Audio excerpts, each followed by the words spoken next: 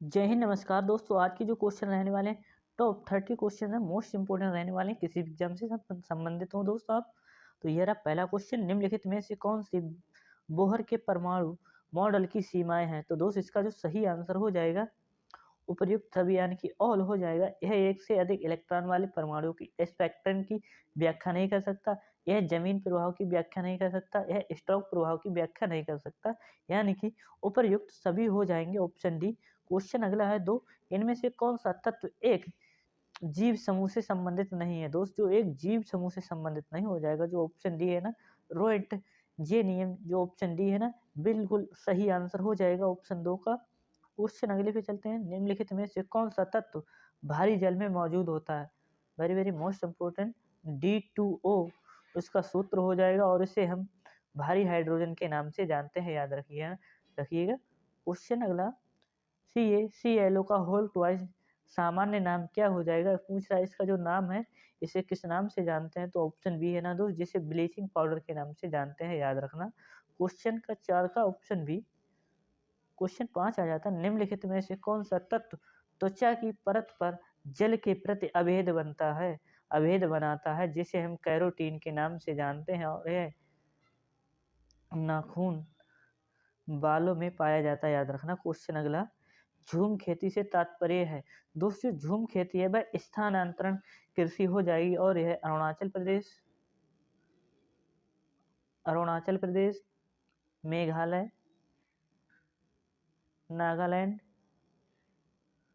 नागालैंड जैसे राज्यों में होती है, याद रखना। क्वेश्चन अगला, विश्व की सर्वोत्तम दुधारू नस्ल यानी कि सबसे अधिक दूध देने वाली नस्ल कौन सी हो जाएगी, जिसे हम होलस्टीन फ्रीजियन, जो कि हॉलैंड यानी कि जर्मनी की तरफ पाई जाती है। ऑप्शन बी इसका सही आंसर हो जाएगा। 7 का सबसे दुधारू नस्ल हो जाएगी हॉलैंड स्टीन। क्वेश्चन अगला, मृत जीवी के मृत जीवी वे जीव हैं जो भोजन के लिए डैश पर निर्भर रहते हैं। तो दोस्त यह रहते हैं अकार्बनिक रासायनिक यौगिक पर। ऑप्शन है इसका सही आंसर हो जाएगा।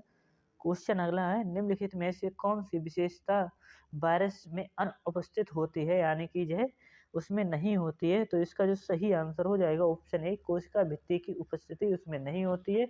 ऑप्शन डी इसका सही आंसर हो जाएगा। क्वेश्चन 10 आ जाता है आपकी स्क्रीन पे, निम्नलिखित में से कौन सा संयोजी ऊतक नहीं है। इसमें संयोजी ऊतक नहीं हो जाएगा, जिसे हम जानते हैं ऑप्शन डी, वसा ऊतक, याद रखना। क्वेश्चन अगला, किस प्रकार के पौधे बहुत लंबे होते हैं और उनका तना कठोर और मोटा भूरा होता है, याद रखना। जो पेड़ होते हैं इनके हो जाएंगे बहुत लंबे पौधे होते हैं, तना कठोर और मोटा भूरा होता है, याद रखना। क्वेश्चन अगला, निम्नलिखित में से कौन सा शाकाहारी और मांसाहारी की छोटी आंतों की लंबाई का सही संबंध है। दोस्त जो सही हो जाएगा, जो शाकाहारी होते हैं, ऑप्शन सी इसका सही आंसर हो जाएगा। शाकाहारी की जो हो जाएगी उसकी आंतों की लंबाई लंबी होगी और जैसे मांसाहारी जीव होंगे उसकी लंबाई छोटी होगी, याद रखना। क्वेश्चन अगला, DPT का निम्नलिखित में से किस श्रेणी में वर्गीकृत है। तो दोस्त यह हो जाएगा एक एंटीवायरल वैक्सीन, या सॉरी क्षमा चाहूंगा,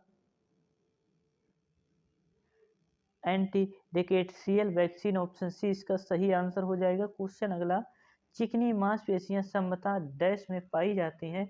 दोस्तों जो बाहों मतलब होता है भुजाओं, ऑप्शन ए है ना, ये बिल्कुल सही आंसर हो जाएगा, याद रखना। चिकनी मांसपेशियां पाई जाती हैं जो कि भुजाओं में, याद रखना।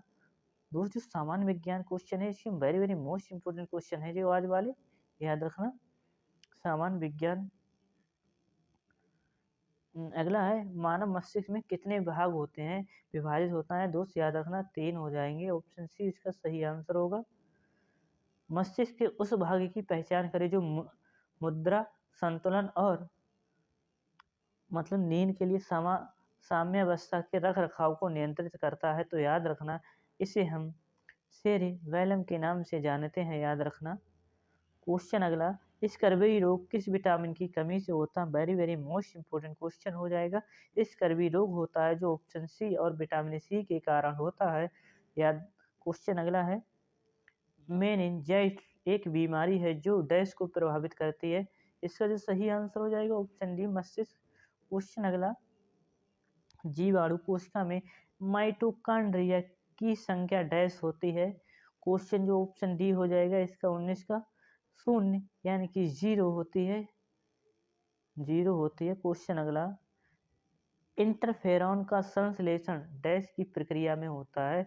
तो इसका जो सही आंसर माना जाता है दोस्तों वायरस होता है इंटरफेरॉन का एक संश्लेषण प्रक्रिया। क्वेश्चन अगला, रक्त प्लेटलेट्स के संदर्भ में निम्नलिखित में से कौन सा कथन सत्य है। तो इसमें से जो सही आंसर माना जाता है दोस्त उन्हें हम थ्रोम्बोसाइट भी कहते हैं। ऑप्शन डी इसका सही आंसर हो जाएगा। मोस्ट इंपोर्टेंट क्वेश्चन, क्रिसमस कारक डैश में शामिल होता है, जो हो जाएगा इसका रक्त जमाव। Option D will be right answer.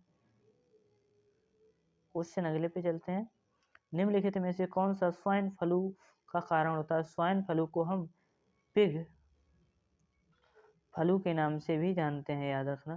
Question जो हो जाएगा इसका option B,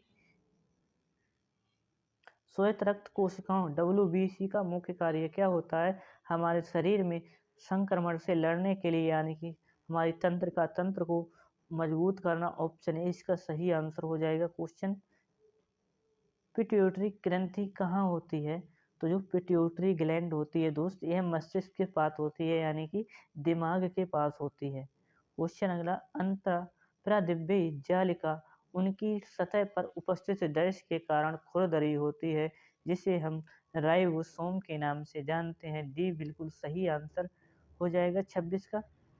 move on next question, starfish का गतिशील अंग कौन सा होगा। तो हम जिसे ट्यूब फीट के नाम से जानते हैं ये इसका एक गतिशील अंग है। क्वेश्चन अगला, डैश के अत्यधिक शराब के रक्तचाप बढ़ जाता है यानी कि जो रक्तचाप मतलब होता है बीपी। थायरोक्सिन जो एंजाइम होता है यानी कि ये नमक के कारण होता है, इसी कारण हमारा रक्तचाप बढ़ जाता है जिसे हम बीपी के नाम से जानते हैं। ऑप्शन ए इसका सही आंसर हो जाएगा। क्वेश्चन अगला है, प्रकाश संश्लेषण की प्रक्रिया में प्रकाश ऊर्जा का एक विशिष्ट कार्य हो जाएगा जिसे हम क्लोरोफिल का सक्रिय करना। प्रकाश संश्लेषण के कारण और प्रकाश संश्लेषण के कारण ही जो पेड़ की पत्तियां होती हैं वह भोजन बनाती हैं, याद रखना। क्वेश्चन ऑप्शन डी इसका सही आंसर माना जाता है।